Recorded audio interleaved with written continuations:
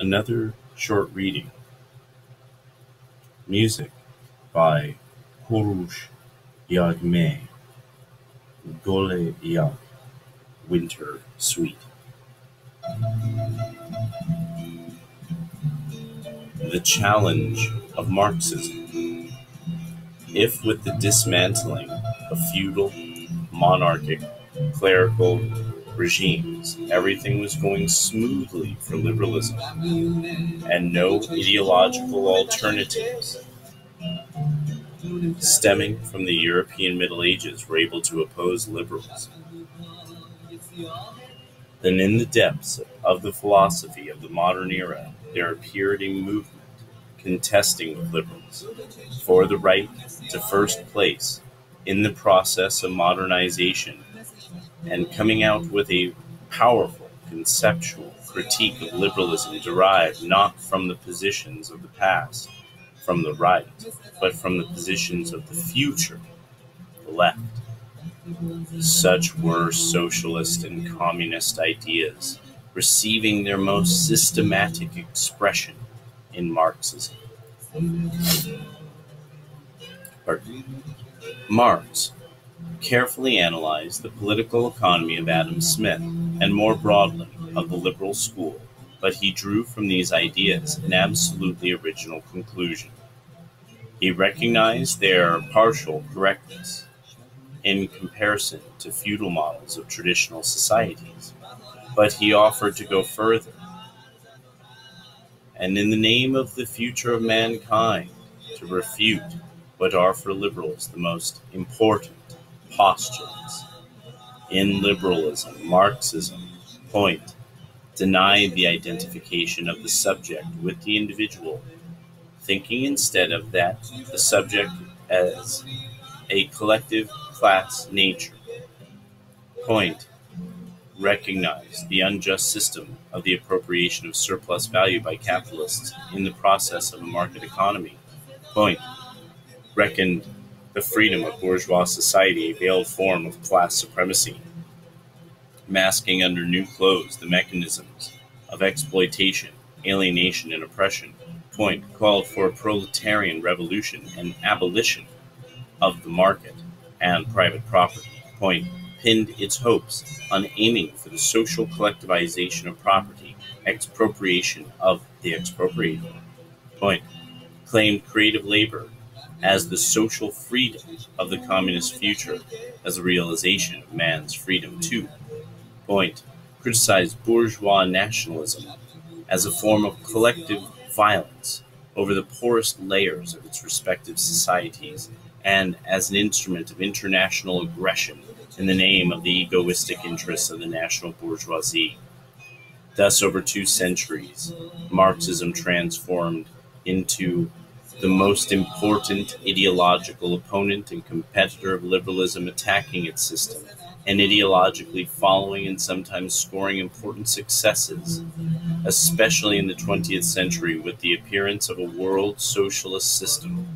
At a certain point, it seemed as though precisely those leftist powers would win the argument over the heritage of modernity and for the orthodoxy of the New Age, and many liberals began to believe that socialism was the unavoidable future which would correct the liberal political system and perhaps abolish it altogether.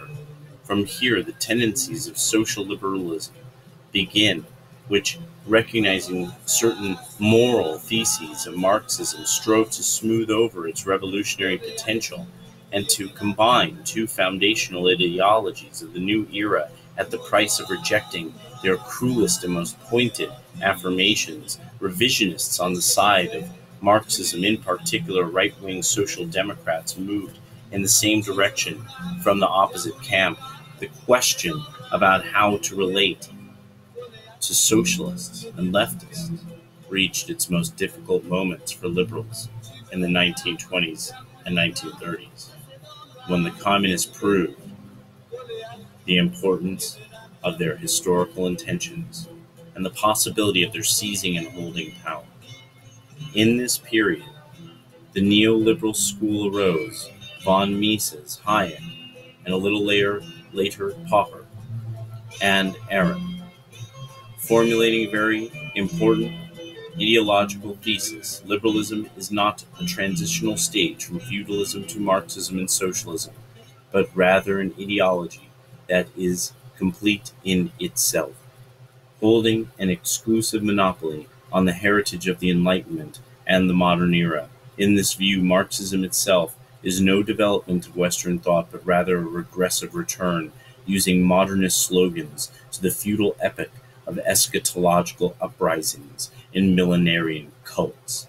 Neoliberals proved this by the systematic critique of the German conservative philosopher Hegel, as well as by references to the totalitarian Soviet experience, and called for a return to the roots, to Locke and Smith standing firmly on their principles, by criticizing social liberals for their concessions and compromises.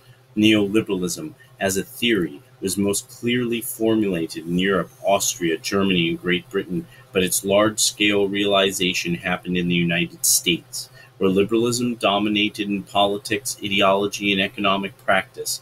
And although, at the time of Roosevelt, there were strong social liberal tendencies even in the USA, the New Deal era, the influence of Keynes, and so on, the indisputable advantage was with the liberal school. In a theoretical sense, this tendency received its greatest development in the Chicago School, with Milton Friedman, F. Knight, G. Simmons, and J. Stigler, and others. After the Second World War, the decisive stage of the battle for the heritage of the Enlightenment began. The liberals supported by the USA fought the final battle with Marxism, personified by the USSR and its allies. Europe occupied the third place in the ideological war. Social, liberal, and social democratic tendencies prevailed there. Now, because I thought this section was particularly interesting, I want to see if there's any Russian listeners or people who are expats who might have something to add in the comment section. Liberalism in contemporary Russia. If we were to juxtapose all the aforementioned about liberalism with what is understood by liberalism in Russia, we would have to admit that there is no liberalism here. There are liberals, but no liberalism. Until the beginning of the 1990s, Marxist ideology formally dominated in Russia and raised up from childhood the outright majority of those people who, in one way or another, influence the decisions of government today. The principles of liberalism in the first place were foreign to the instinctive foundations of Russian society.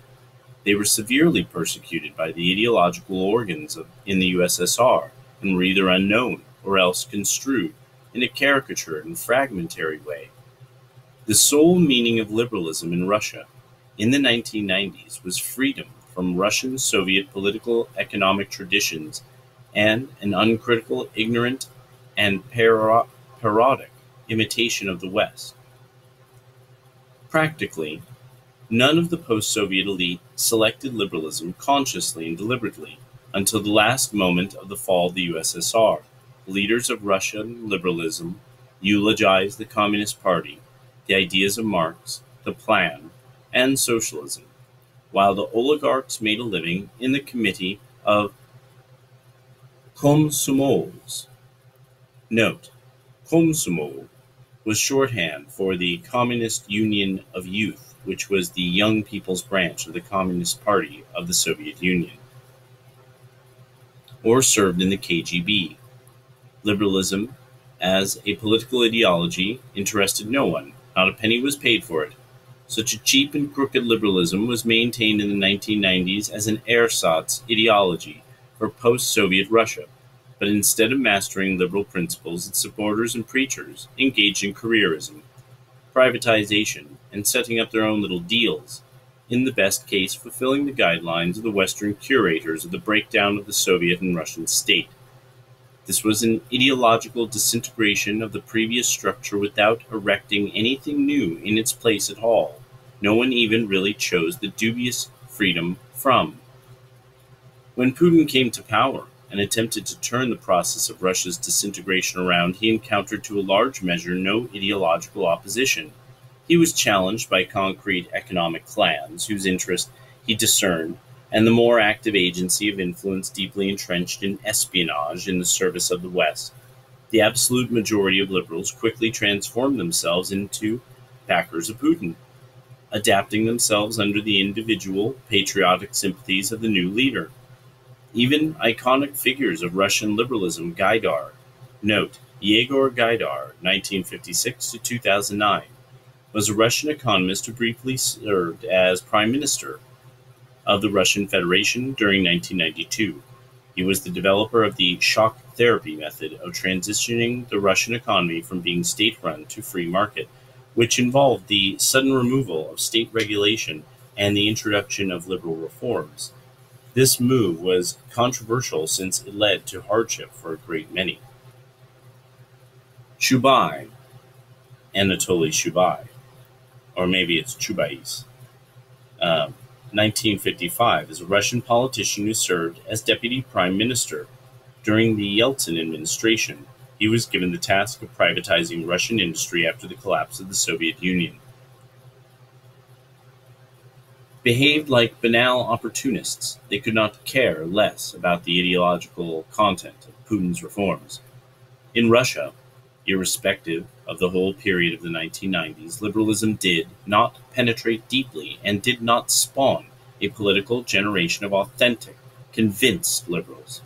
It operated on Russia mainly from without, which led, in the end, to a worsening of relations with the U.S., to the obstruction of Putin and his course in the West, and in response to his Munich speech. At the Munich Conference on Security Policy on 10 February 2007, President Putin criticized America's hegemony and what he said was America's unconstrained use of force to resolve international disputes, such as Iraq, saying that such policies abrogate the value of international law and would lead to an arms race.